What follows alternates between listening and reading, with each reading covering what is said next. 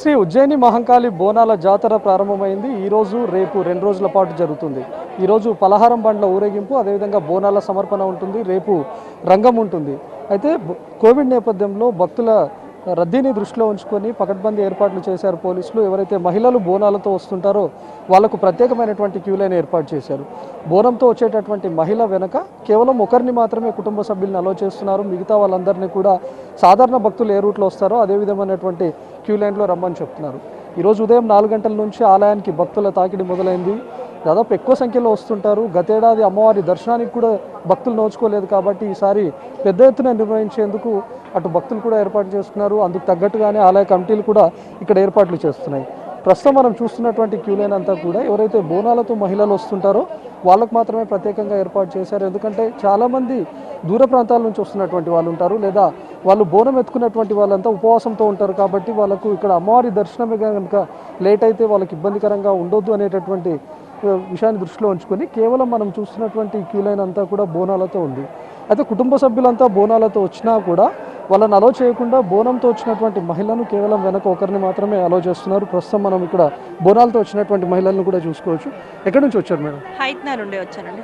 అంత దూరం నుంచి బోనాలు అంటే ప్రతి ఏటా వస్తుంటారా? వస్తానండి, లాస్ట్ టైమే మిస్ అయ్యాము కరోనా వల్ల, అందుకే ఈసారి వచ్చానండి. సో ఉజ్జయిని మహంకాళి అమ్మవారు అంటేనే కోరిన కోరికలు తీరుస్తారు అనేటటువంటి నమ్మకం ఉంటుంది. మీరు కూడా ఎన్ని ఇయర్స్ నుంచి చేస్తూ ఉన్నారు ఇక్కడ బోనం? ఇది 4th ఇయర్ అండి. నేను ప్రతి సంవత్సరం తీసుకుని వస్తాను అనుకుంటున్నాను.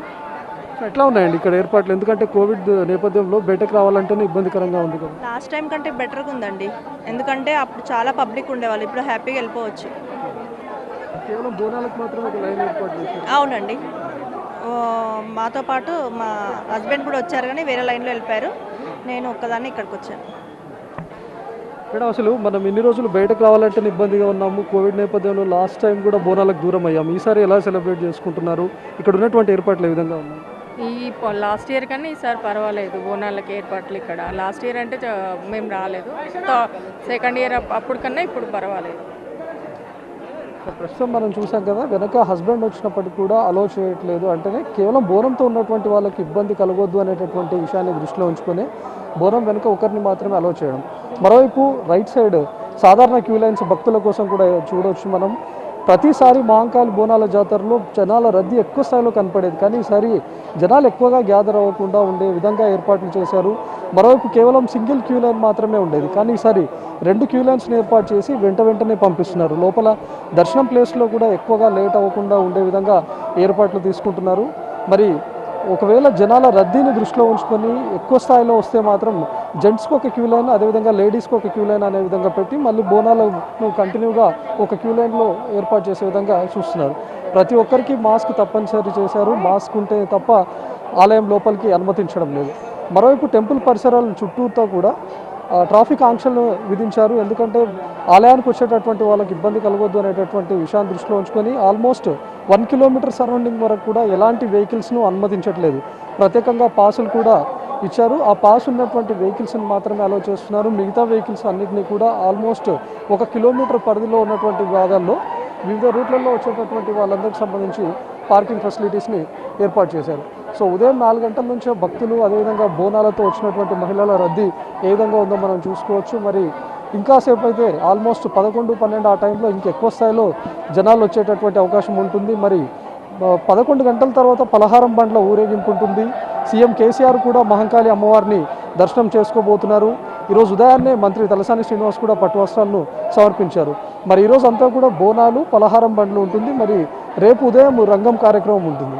ఉజ్జయిని మహంకాళి అమ్మవారు అంటేనే కోరిన కోరికలు తీరుస్తారు అనేటటువంటి ప్రగాఢ నమ్మకం ఉంటుంది. చాలామంది వేరే జిల్లాల్లో నుంచి కూడా ఇక్కడికి బోనంతో వచ్చేటటువంటి వాళ్ళు ఉంటారు. ఉదయశ్రీ.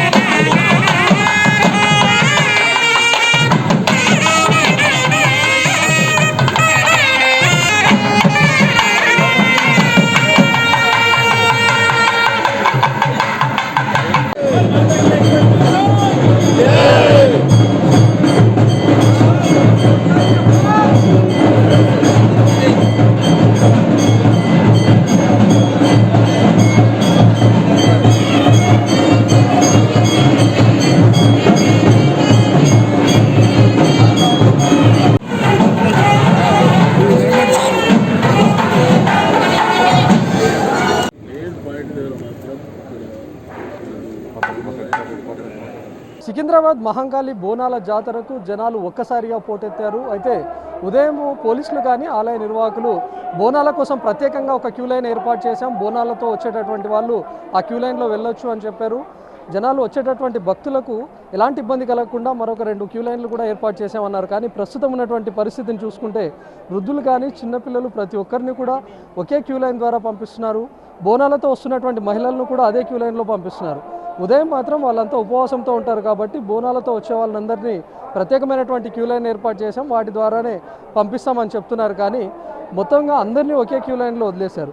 చిన్నపిల్లలు ఉన్నారు, మేము వెళ్తామని చెప్పినప్పటికీ కూడా పసిపాపలతో వచ్చినటువంటి మహిళలు కూడా ఉన్నారు. అయినప్పటికీ వాళ్ళని ఏమాత్రం అలో చేయకుండా సాధారణ క్యూ లైన్లోనే రావాలి అని చెప్పి ప్రతి ఒక్కరిని అలో చేశారు.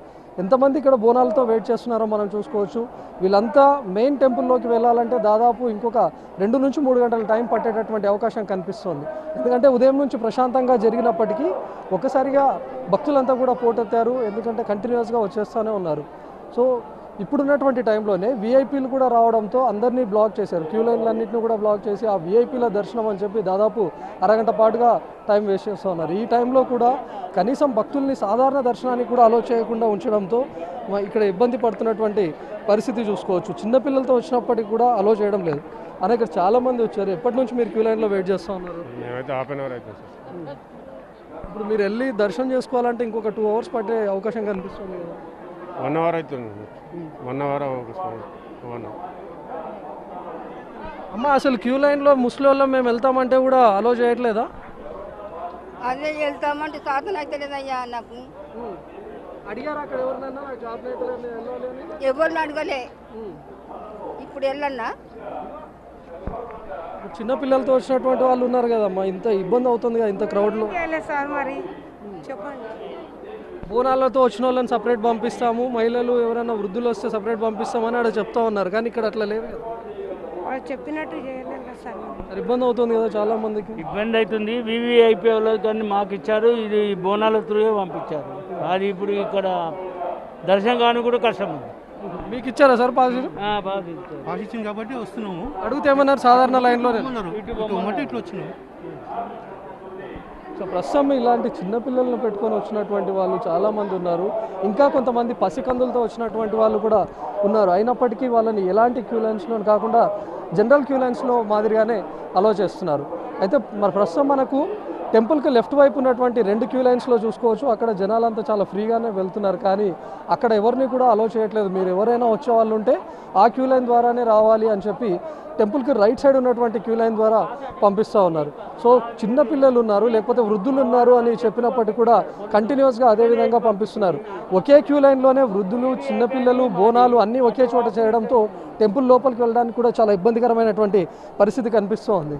సో మెయిన్ ఎంట్రన్స్ దగ్గరనే మాకు ఒకవేళ మేము వృద్ధులు ఉన్నాం, నడవలేకపోతున్నాము, పక్కన క్యూ లైన్ ఖాళీగా ఉంది, అందు నుంచి వెళ్తామన్నా కూడా పోలీసులు ఒప్పుకోవడం లేదు. ఉదయం నుంచి ఇక్కడ పోలీసుల ఓవర్ యాక్షన్ కూడా మనం కనిపిస్తుంది. ఎందుకంటే ఎక్కడున్నా సరే ఇది వీఐపీ ఎంట్రన్స్, ఇక్కడ మీకు అలో లేదని చెప్తా ఉన్నారు. ప్రస్తుతం 2 క్యూ లైన్లు ఏర్పాటు చేసి అవి ఖాళీగా ఉన్నప్పటికీ కూడా ఈ క్యూ లైన్లో ఇంత ఎక్కువ స్థాయిలో భక్తుల రద్దీ కనిపిస్తున్నా కూడా వాళ్ళని మాత్రం డైవర్ట్ చేయట్లేదు. బోనాలతో వస్తున్నటువంటి మహిళలంతా ఉదయం నుంచి ఉపవాసంతో ఉంటారు. వాళ్ళు అమ్మవారికి బోనం సమర్పించిన తర్వాతనే మంచినీళ్ళు కూడా ముడతారు. సో అట్లాంటిది వాళ్ళు ఇప్పటివరకు క్యూ లైన్లోనే ఎదురు చూస్తూనే ఉన్నారు. మరింత జనాలు పోటెత్తేటటువంటి అవకాశం కనిపిస్తుంది. కెమెరామెన్ నర్సింగ్తో రవికుమార్, ఎన్టీవీ, హైదరాబాద్. థ్యాంక్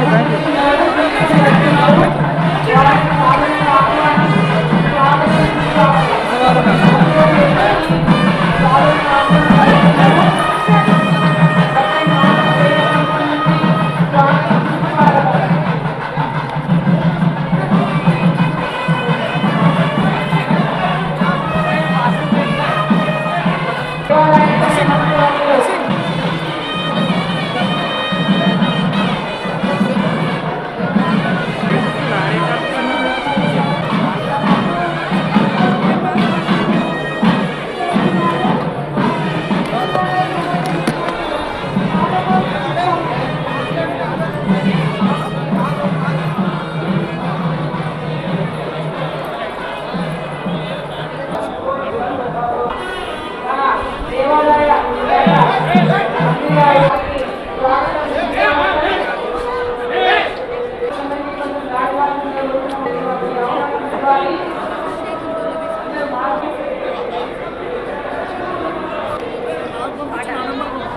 ఆడుకుంటున్నారు వాళ్ళు, డాన్స్ ఆడుకుంటూ రావాలి అందరు.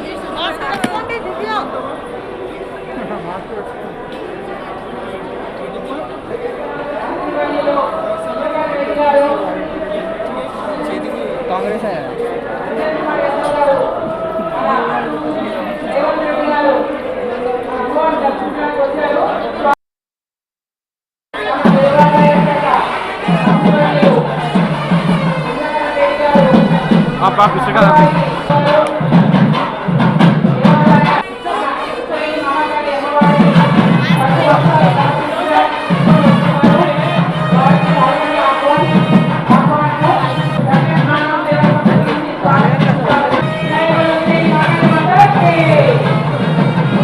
మాట్లాడు.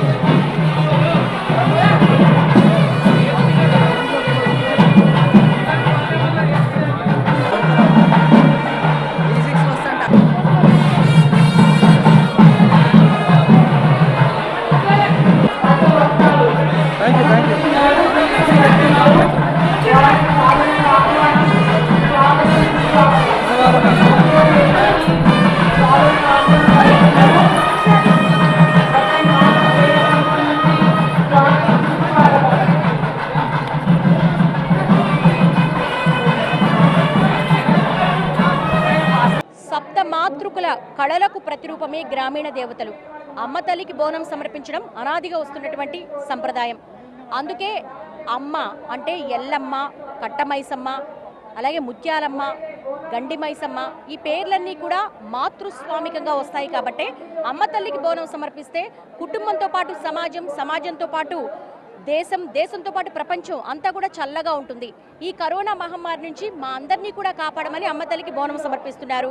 ప్రస్తుతం సికింద్రాబాద్ ఉజ్జయిని మహంకాళి అమ్మవారి బోనాలు అంగరంగ వైభవంగా నిర్వహిస్తున్నారు. కొంతమంది భక్తులు ఉన్నారు, వారందరూ కూడా గత సంవత్సరం బోనం సమర్పించలేదు. ఈ సంవత్సరం మరి థర్డ్ వేవ్ రాబోతోంది. దాని నుంచి అమ్మ మమ్మల్ని కాపాడు, మా పిల్లల్ని సంరక్షించు, మా కుటుంబాన్ని సంరక్షించు, తద్వారా దేశాన్ని కూడా సంరక్షించని ఈ ఆడపడుచులందరూ మొక్కుకుంటున్నారు. శ్రావణి వాళ్ళతో మాట్లాడే ప్రయత్నం చేస్తుంది. శ్రావణి, వాళ్ళ రియాక్షన్ ఏంటో తెలుసుకో. ఇక్కడ కొంతమంది భక్తులు ఉన్నారు, వాళ్ళని అడిగి తెలుసుకుందాం. అమ్మ, మీరు ఎన్ని సంవత్సరాల నుంచి?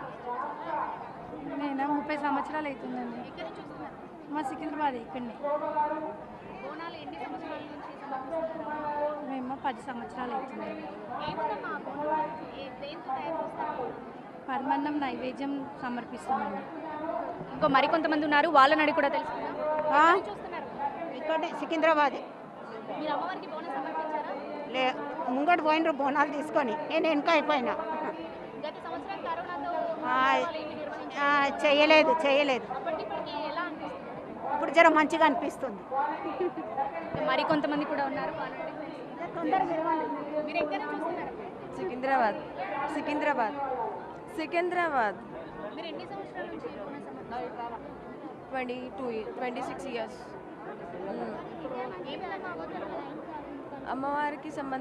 అమ్మవారికి ఇష్టమైన ప్రసాదం చేస్తాం మేము. దేంతో తయారు చేస్తారు?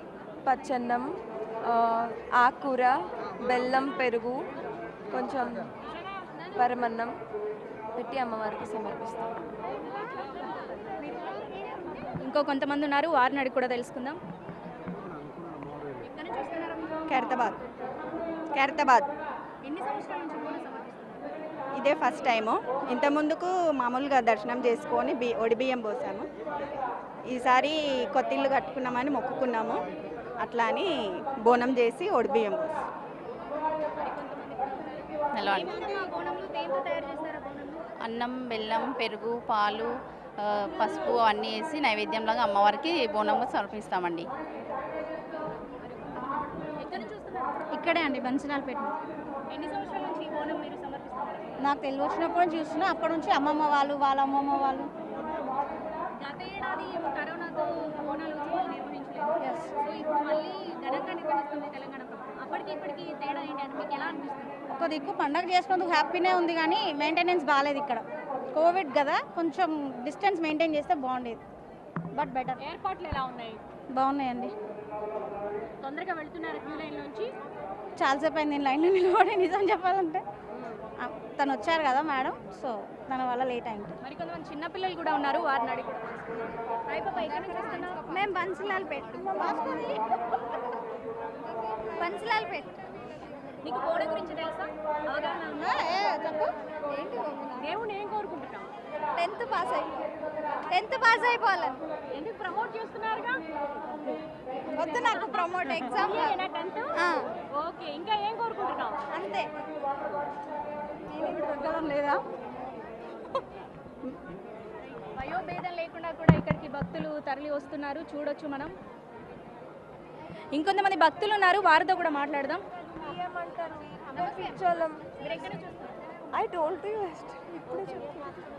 మీరు ఎక్కడి నుంచి? బైబ్లోస్ నుంచి మేడం. ఎన్ని సంవత్సరాల నుంచి బోనం సమర్పిస్తున్నారు? 17 years madam. 7 years. 17 years. Madam మామూలుగా బియ్యము బెల్లము పసుపు అలా వేసి పరమాన్నం లాగా చేస్తాం మేడం. ఇక్కడ చూడొచ్చు, సాక అంటారు. ఈ పాప చేతిలో ఉన్నది ఇది వేపాకు. అంటే ముఖ్యంగా ఈ పండుగలో ఉన్న ముఖ్య ఉద్దేశం ఏంటంటే ఆరోగ్యపరమైన సూత్రం గురించి మాట్లాడుకుంటే నీళ్ళల్లో వేపాకుల మండలు వేస్తారు. అంటే దీని సాక సమర్పణ, చల్లగా చూడమ్మా అని కోరుకుంటూ ఉంటారు. దీని గురించి అమ్మ చెప్పారా నీకు? మనకి నేచర్ నుంచే అన్ని క్యూర్ అవుతాయి అన్న విషయం చెప్పారా? తెలుసా? సో చాలా మంది యువత కూడా వస్తున్నారు. శ్రావణి, నీకు ఎలా అనిపిస్తోంది? చాలా కోలాహలంగా ఉంది, సందడిగా ఉంది, ఎగ్జైట్మెంట్గా కూడా అనిపిస్తుంది మొదటిసారిగా రావడం వల్ల. ఇక్కడ బోనాలు చూస్తుంటే వయోభేదం లేకుండా కూడా వచ్చారు, చిన్న పెద్ద అసలు తేడా లేకుండా అందరూ వచ్చి బోనాలు కూడా సమర్పిస్తున్నారు. ఇంతకుముందు పోతురాజుల విన్యాసం కూడా చూసాం మనం, సంతోషంగా ఉంది. రైట్, ఇది ఇక్కడ ఉన్నటువంటి కోలాహలం. Out to studio.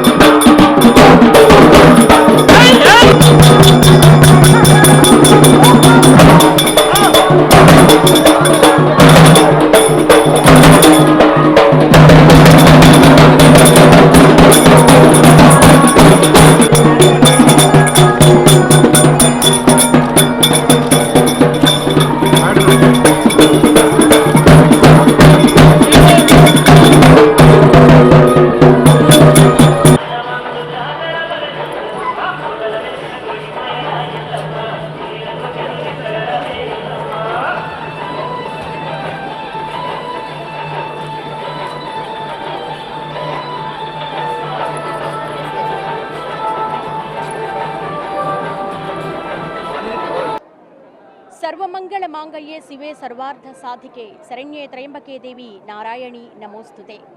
లష్కర్ బోనాల సంబరం తెల్లవారుజామున ఆరంభమైంది. అప్పటి నుంచి కూడా భక్తులు తమ మొక్కులు చెల్లించుకుంటూ ఉన్నారు. కరోనా నేపథ్యంలో కఠిన నిబంధనలు పాటిస్తున్నారు. మాస్క్, శానిటైజర్ని ఖచ్చితంగా అందరూ కూడా పాటించాలని నిబంధనలు ఏర్పాటు చేశారు. బోనాలకు ఒక సపరేట్ లైన్ కూడా ఏర్పాటు చేశారు. మనం చూడొచ్చు, బోనాల సమర్పణ అనేది నిర్విరామంగా కొనసాగుతూ ఉంది. లష్కర్, సికింద్రాబాద్, ఉజ్జయిని మహంకాళి అమ్మవారు జగత్ ప్రసిద్ధిగాంచారు. విఐపి దేవాలయంగా కూడా పేరుగాంచింది. ఇక్కడ ఉదయం నుంచి కూడా విఐపీలు, రాజకీయ నాయకులు, అలాగే కొంతమంది సెలబ్రిటీలు అందరూ కూడా అమ్మవారిని దర్శించుకుంటూ ఉన్నారు. కొద్దిసేపటి క్రితమే దేవాదాయ ధర్మాదాయ శాఖ మంత్రి ఇంద్రకిరణ్ రెడ్డి గారు కూడా అమ్మవారికి పట్టు వస్త్రాలు సమర్పించారు. ఈరోజు తెల్లవారుజామున 4 గంటలకి తలసాని శ్రీనివాస్ యాదవ్ కూడా అమ్మవారికి పట్టు వస్త్రాలు సమర్పించి ఇక అక్కడి నుంచి కూడా అమ్మవారికి బోనాల సమర్పణ అనేది నిర్విరామంగా కొనసాగుతూ ఉంది. బోనము, భోజనము, అన్నము, మనిషి జీవన పోరాటం అంతా కూడా ఆ అన్నం కోసమే. కోటి విద్యలు కూటి కొరకే అంటారు కదా, మరి ఆ అన్నం ఎక్కడి నుంచి వస్తుంది? వ్యవసాయ ఉత్పత్తుల నుంచి వస్తుంది. వ్యవసాయం భూమి నుంచి వస్తుంది. మన సనాతన ధర్మంలో భూమిని భూమాతగా కొలిచేటువంటి సంస్కృతి ఉంది. ప్రకృతి ఆరాధనే ముఖ్యంగా ఈ జానపద జాతరలో ప్రముఖ పాత్ర పోషిస్తుంది అనుకోవచ్చు. కొంతమంది భక్తులు వస్తున్నారు, వారితో మాట్లాడే ప్రయత్నం చేద్దాం. గత సంవత్సరం కరోనా వల్ల అమ్మవారిని దర్శించుకోలేకపోయారు, ఈ సంవత్సరం బోనం సమర్పిస్తున్నారు. ఎలా ఉంది మీ అనుభూతి? మంచిగానే ఉంది మేడం. ఎప్పటి నుంచి లైన్లో ఉన్నారు? హాఫ్ అన్ అవర్ అవుతుందండి. ఏర్పాట్లు బాగా చేశారా? బాగా చేశారండి. ఎక్కడి నుంచి వస్తున్నారు మీరు? బంజారా హిల్స్. అమ్మవారిని ఎవ్రీ ఇయర్ దర్శించుకుంటారు? ఎవ్రీ ఇయర్ దర్శనం చేసుకుంటాం, మంచిగా అనిపిస్తుంది మాకు. మీరు కూడా ఈ కల్చర్లో భాగమవుతారా? ఏమేమి నేర్చుకున్నారు అసలు? బోనాలు అంటే మీకేం తెలుసు? బోనాలు అంటే మంచిగా బోనాలు తయారు చేస్తారు కాబట్టి ఎంజాయ్గా ఉంటుంది. బోనాన్ని పూజించడము, అందులో అమ్మవారికి నైవేద్యం సమర్పించడం అలాంటివి చేస్తాం మేడం. అలాంటివి జరుగుతాయి కాబట్టి బాగా అనిపిస్తుంది. నువ్వు హెల్ప్ చేస్తూ ఉంటావా మమ్మీకి? హెల్ప్ చేస్తూ ఉంటాం. ఇంట్లో మేము కూడా చేసుకుంటాం, బంజారాస్ కాబట్టి హెల్ప్ చేస్తాం. ఈ నెల రోజులు ఏమేం చేస్తూ ఉంటారమ్మా? ఆషాఢం నెల రోజులు అమ్మవారిని తిప్పుతారు మేడం. అలా ఈ ఆషాఢం నెల రోజులు కూడా అమ్మవారికి వివిధ రీతుల్లో ఆమెకి ఇష్టమైన నైవేద్యాలన్నీ కూడా సమర్పిస్తూ ఉంటారు. ఆషాఢ మాసంలో అమ్మవారు తన పుట్టింటికి వస్తుంది కాబట్టి ఘటోత్సవం ద్వారా ఆమెకు సాదర స్వాగతం పలుకుతారు. ఆ ఘటోత్సవం తర్వాత అమ్మవారికి నైవేద్యాలు సమర్పిస్తారు. ముఖ్యంగా గోల్కొండతో ఆరంభమై లష్కర్కు చేరుకుంది ఈ ఉత్సవం. లష్కర్ బోనాలు 2 రోజుల పాటు జరుగుతాయి. ఈరోజు అమ్మవారికి పూర్తిగా బోనాలు సమర్పణ తర్వాత సాయంత్రం పలహార బళ్ళు, అలాగే విశ్వశాంతి కళ్యాణాన్ని కాంక్షిస్తూ లోక కళ్యాణార్థం శివ కళ్యాణం నిర్వహిస్తారు.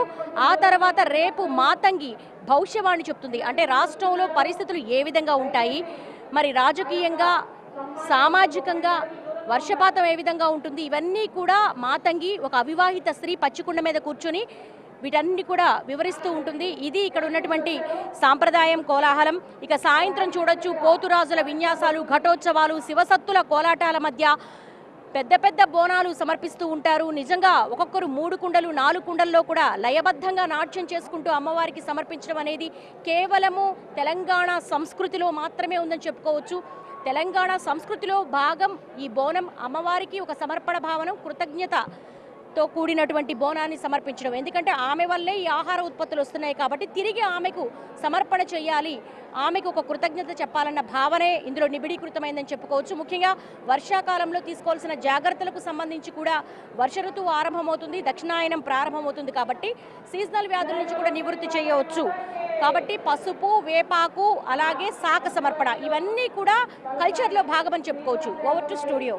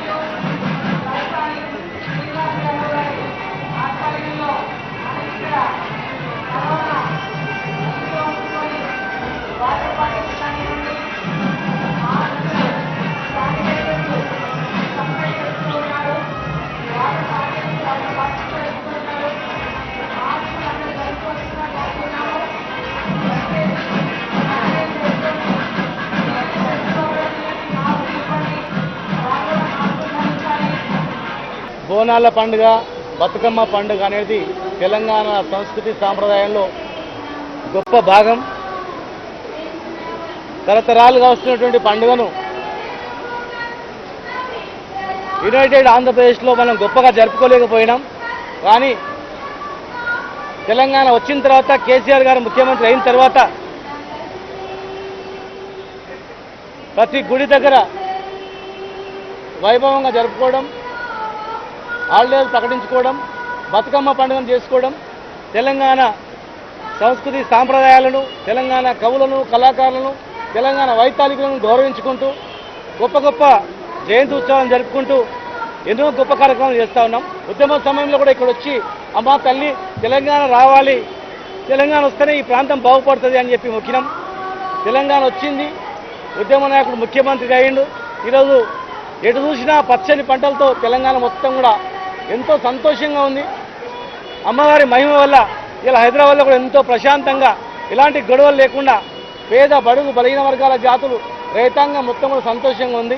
మరి ఇదే విధంగా పాడి పంటలతో తెలంగాణ మంచిగా ఉండాలని, మరి మన ముఖ్యమంత్రి గారు 100 సంవత్సరాలు ఆయురారోగ్యాలతో ఉండాలని చెప్పి, తెలంగాణ ప్రజానీకం మొత్తం కూడా ధనికంగా కావాలని, అట్టడుగు వర్గాల జాతులు కూడా గొప్ప సంపాదనతో ఉండాలని చెప్పి, తెలంగాణ దినదిన అభివృద్ధి చెందాలని చెప్పి అమ్మవారిని మనసారా కోరుకుంటున్నాను.